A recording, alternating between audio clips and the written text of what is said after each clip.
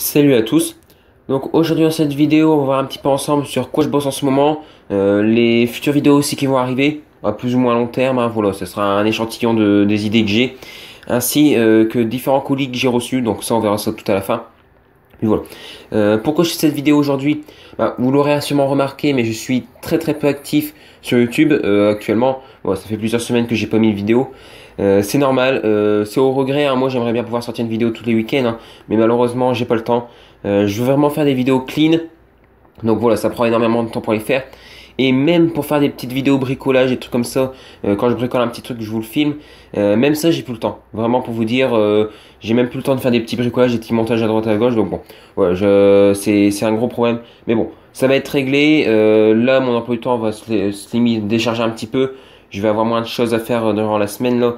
Donc je vais peut-être avoir le temps de vous faire une petite vidéo pour ce week-end et pour le week-end prochain. Et après, c'est les vacances scolaires, donc la première semaine, je suis chez moi tranquille. Je vais essayer de vous faire une vidéo par jour. Et après, vous serez tranquille pour les avoir le dimanche pendant un mois et demi. Donc voilà, à ce niveau-là, pas de problème. Voilà un petit peu. Donc, sur quoi je bosse en ce moment? Donc déjà, là, je recommence enfin, depuis quelques jours, le test de mes batteries lithium. Alors, j'avais arrêté depuis le mois d'août parce que je suis parti en vacances, donc bon, voilà. Et au mois de septembre, impossible de retrouver des batteries. Alors, c'était la rentrée, c'était peut-être compréhensible, mais bon, impossible de retrouver des batteries. En même temps, je travaille avec un seul réparateur, bon voilà, c'est assez délicat. Il faudrait que j'essaye d'élargir un petit peu mon champ de recherche. Mais bon, le gros problème, c'est que il y a des réparateurs qui ont des contrats avec des sociétés qui reprennent les batteries usagées. Donc voilà, c'est problématique, ça c'est vraiment problématique. Donc voilà, mais bon, là c'est bon, j'ai réussi à en récupérer quelques-unes et je vais essayer d'élargir un petit peu mon champ de recherche. Sinon, je vais pas vous expliquer mon procédé, je le ferai dans une vidéo à part, voilà, comme ça au moins je vais éviter de rallonger celle-ci. Sinon, sur ce que j'ai déjà réussi à récupérer, donc bon, ça c'est des batteries qu'il faut que je recharge. C'est des batteries qu'ils ont déjà testées qu'il faut que je recharge. Ensuite ici c'est des batteries qui sont comprises entre, je vais vous montrer, entre 1000, ouais c'est des batteries entre 1000 et 1500 mAh. Ensuite ici ce sont des batteries entre 1500 et 1900. Donc bon voilà, il y en a un petit peu, il y en a quelques-unes, il y en a pas trop, ça va encore, mais bon, il y en a quand même. Après ici donc j'ai des batteries entre 1900 et 2000. Alors pourquoi je les mets à part sur une tranche de seulement 100 mAh? Tout simplement parce que celles-là, elles ont une capacité qui est très intéressante. Voilà, inférieure à 1009. Moi, je trouve que c'est pas top en termes de volume, capacité qu'elles peuvent avoir. Voilà, si par exemple je prends, excusez-moi, des batteries de ce type-là, par exemple 1600, celle-là, elle est censée faire 2006. Donc voilà, elle a quand même perdu 1000 mAh. Et quand on regarde son volume, voilà, c'est pas ce qu'il y a de mieux. Donc je préfère vraiment, je les mets à part. Ça sera pour des projets, bon voilà, où j'ai vraiment besoin de stockage. Après, tout ce qui est batterie supérieure à 2000, donc j'ai celle-ci, ainsi que celle-là. Donc celle-là, je les garde pour ma super grosse batterie que j'ai envie de faire. Bon, ce sera pas pour tout de suite, hein, vous voyez, j'ai que dalle comme batterie, donc voilà, il m'en faut énormément. Mais bon, voilà, celle-là, je les garde pour ma grosse batterie. Celle-là, je les garde pour d'autres projets où j'ai besoin de batterie intermédiaire avec un bon stockage. Et les autres, ça sera pour des projets où j'ai pas forcément besoin d'un méga stockage ou que j'ai pas de contrainte d'espace. C'est surtout ça que je mets en avant. Si j'ai un contrainte d'espace, je vais pas l'utiliser parce que là c'est du gaspillage pur et dur. Donc, voilà. Et après, sinon, avant je récupérais que du format 18-650, donc ce format-là. Mais maintenant je récupère de tout. Je récupère de là comme ça en Asus, donc Asus, HP, donc là j'en ai deux identiques. Alors de là quand je dis là comme ça, c'est des batteries de ce type-là. Donc c'est les mêmes types de batteries de téléphone qu'il y avait avant. Alors, tout comme moi sur mon téléphone, c'est de la batterie comme ça. Donc voilà, c'est des batteries, en gros c'est du format 18-650, mais en plat. Donc avec une carcasse métallique en extérieur. Et après une électrode, donc je vais vous montrer ça un peu plus proche parce que là j'en ai ici. Voilà, un truc métallique en extérieur avec le moins dessus et ici le plus qui ressort avec ici un fusible ou un interrupteur thermique, je sais plus exactement, un interrupteur de courant ou un fusible de courant, voilà, vous aurez compris un petit peu. C'est pas la même chose, hein. Entre thermique et courant, c'est pas du tout la même chose. Thermique c'est plus la température, bon voilà. Mais bon, je vais pas rentrer dans les détails. Enfin voilà.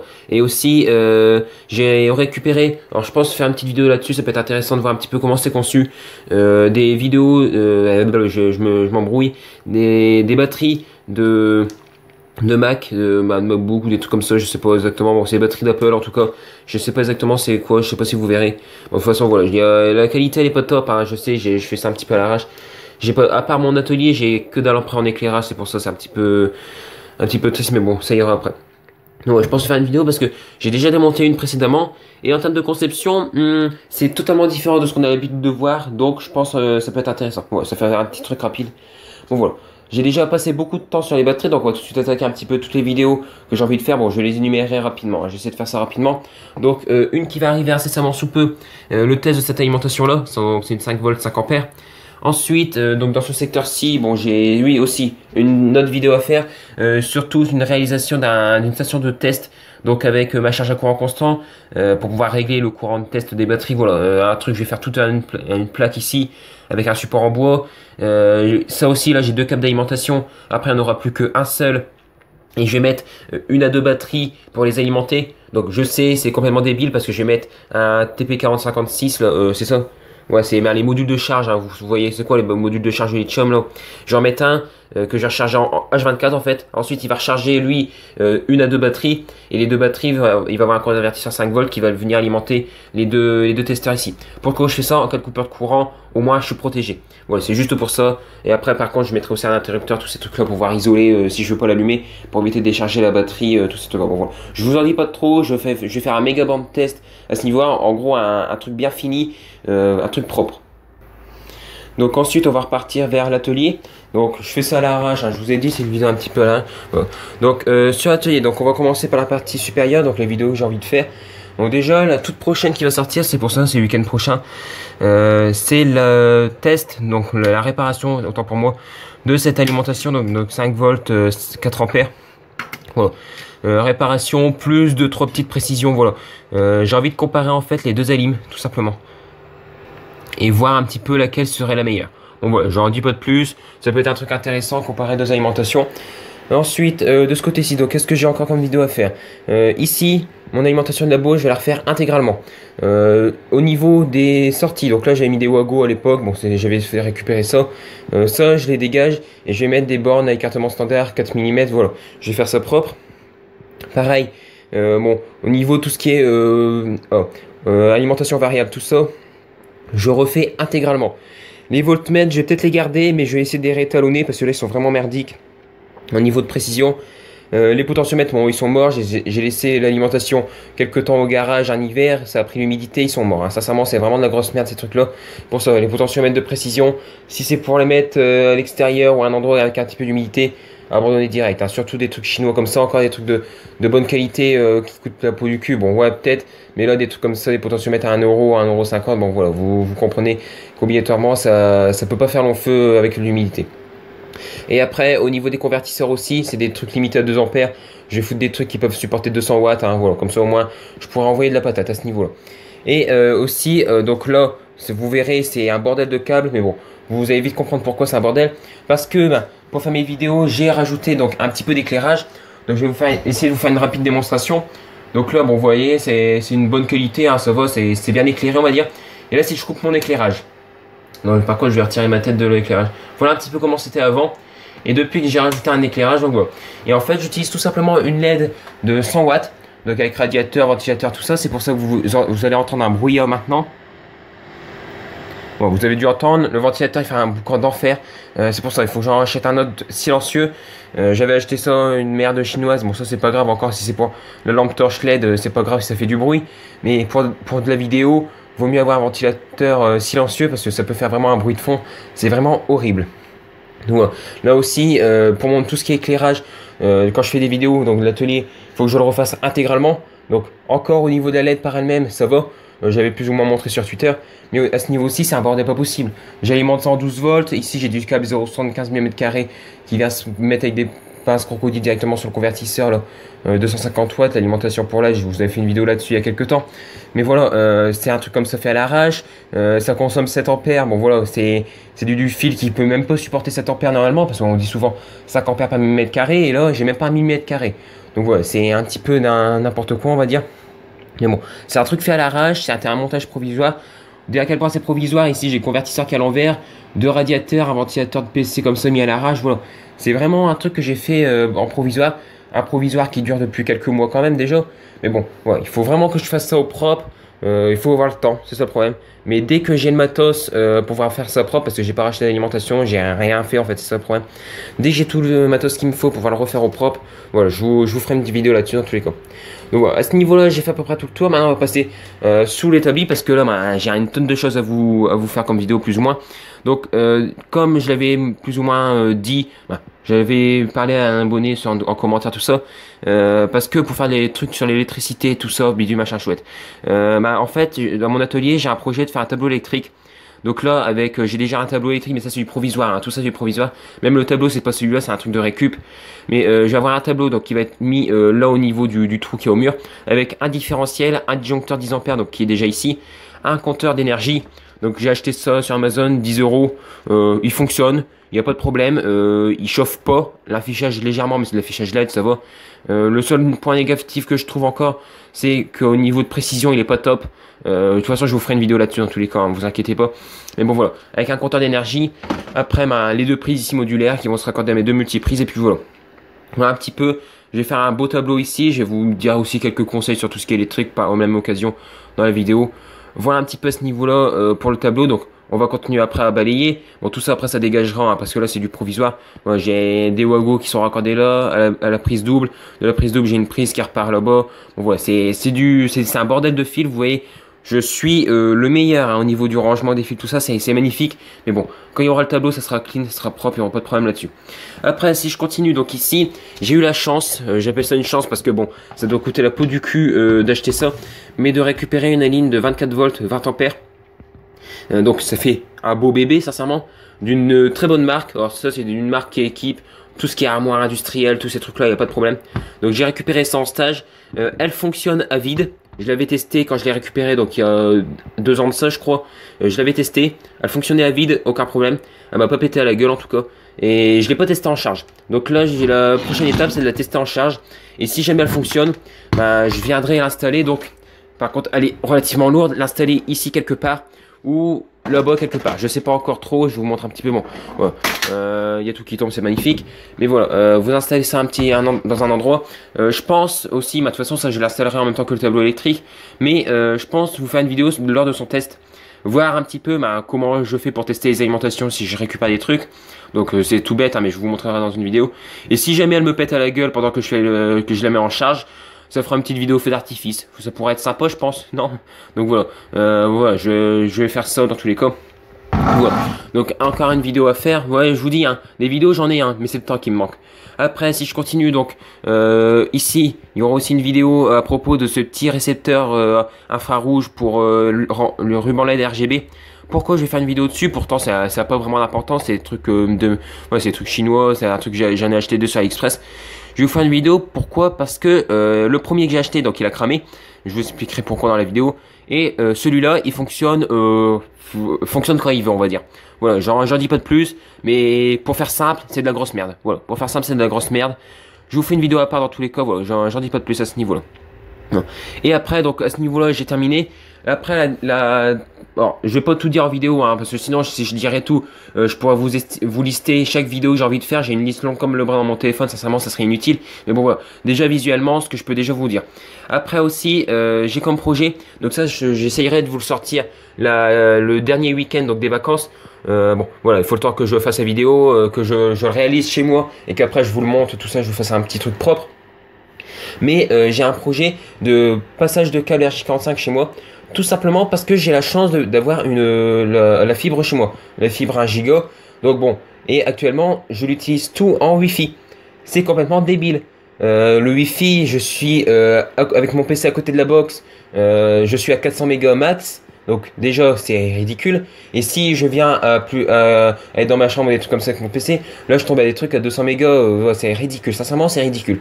Donc ce que je vais faire, c'est que pour moi et mon frère, j'ai passé depuis ma box jusque dans nos chambres respectives, moi dans mon atelier plus particulièrement, câble RJ45, bon. Je vous expliquerai tout ça dans la vidéo un peu en détail, avec prise, tous ces trucs là, voilà. Une petite installation, je n'ai pas trop vu sur YouTube, donc ça peut être par la même occasion, ça peut être intéressant aussi de parler un petit peu de tout ce qui est réseau Ethernet, tous ces trucs là. Quel câble choisir pour quelle utilisation? Câble RJ45, parce qu'il utilise des tonnes de catégories, hein.